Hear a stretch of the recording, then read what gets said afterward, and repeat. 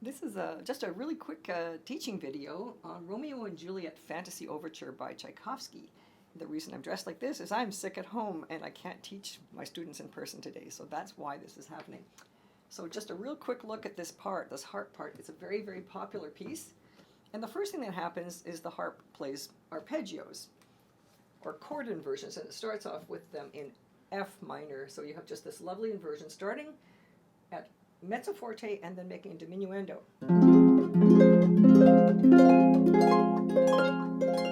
And this comes back two more times, so three altogether, and each time is a little bit quieter. So by the last one, you're doing a pianissimo.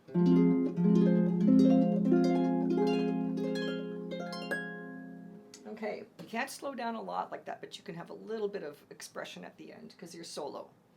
And the next thing, you have a bit of a weight there. There's some violins and oboes that come in at rehearsal letter B. And then you have this whole thing again in a different key. Now we're in E minor, so you haven't had to change your pedals because you've set them before you started.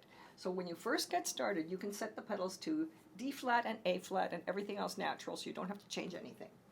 So these are the E minor ones. And that goes on. Same thing happens 3 times, and each one is a little bit softer. Then you have another long wait. Now you do have 2 pedals. You've got B flat, C sharp. And you can sit back and relax for a while, and then there's going to be a cue. And the cue is the love theme. And I'm just going to set my pedals just for this love theme so you can hear it. And this is from the English horn, and it's 1, 2, 1, 2, 1, 2. And it's in 2.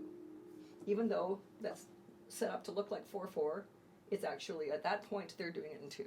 So then, anyway, I'm going to put my pedals back to the way they were, which is D flat, C sharp, B flat, natural, natural, natural, then A flat. And you've got this. Oops. And it's in the bass, so you have to really bring it out. It says piano, bring it out more than that. Then you've got another little weight. You have 8 bars plus 4 bars to make 12. And then there's H. Then you have 6 bars where the cellos are playing. And then you have this beautiful thing, and it's going to feel like C chords, but it's all in enharmonics, so it's going to sound like something else. And that's because you set your pedals in that way. All right, then E flat, G flat, C natural. And you have your feet on A and C pedals. And this is what I'm going to do here. This is a little different. So first of all, it's right up at the top, and you're going to turn your hand sideways so that you're right in the middle of the strings, and you're going to have a nice sound. And you just kind of pinch them off there. And here's what's going to happen. I'm not going to play my 4th finger at the bottom here. I'm just going to go 1, 2, 3, and then 2, 3, and back and forth. And the bottom plays like this. So do you see what's happening there? So the top is just playing this, and 2 and 3, 2 and 3, and then this one you can do the same thing again. Even with this one. That one I have to bring my thumb down because I can't reach 2 and 3 and 4 here. But then I'm back to this. And then I've got just, again, this is a group of 4ths here. If you can reach, you can still do it. Otherwise, you can jump your thumb. And carries on like that for a while. Sorry. And then E natural's happening here. Sorry. A natural here. E flat, A flat, here's my G natural, then my C sharp, and E natural, D, now I'm in D all the way through here, then I'm going to feel like a C, now here we are, and here I start switching hands.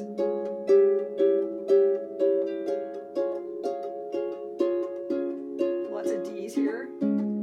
This one that feels like a C but is not. Dampen.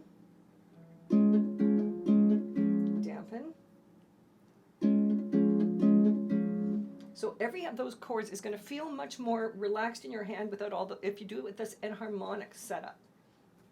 Okay, so when I say the enharmonic setup at bar 252, or 1, 2, 3, 4, 5, 6, 7, 8, 9, 10, 11 bars after rehearsal J, I've got D flat, C sharp, B flat, E natural, F natural, G natural, and A flat. And then you can play everything just like the regular chords instead of the funny little squishy chords. Okay, so we've reached the end of that, and that's quite solo. You have to practice that a lot. So then we have G flat, E flat, C flat, D natural, and we're back over to section Q, which is a big arpeggiated thing, 7 bars after the oboes come in there. So this is section Q, and it's going to just feel like D chords, even though it doesn't sound like it. Okay, now you have F flat and D flat. So everything's flat. So the next big entrance you have has a little Q in it that sounds like this. The flute, 3 bars before you come in, the flute does this. 1.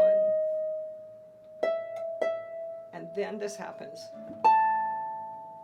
And then when it switches to D flat, that's your cue. So that's the last bar before you come in, has A natural, D flat.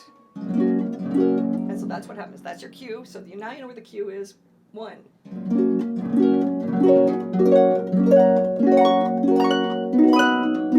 So what happens right there at the end of when you get to the top, that's a G flat major. Now your left hand just shifts down to a C flat major, so it's only going down a little bit. And this one stays where it is and shifts the middle 2. So you just practice just shifting. Left hand stays exactly where it is and you come down here. So you're just coming from here in that bar. So it's, and then you can start back up. Now, B natural happens right here, and these are all parallel. Oopsie, what did I do? Nope, sorry, I had the wrong one there. And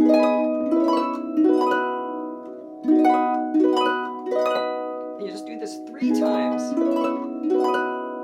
So it's just C flat major, and then these little parallel chords, and then you grab a B, what feels like a B root position chord here. That one's the only different one.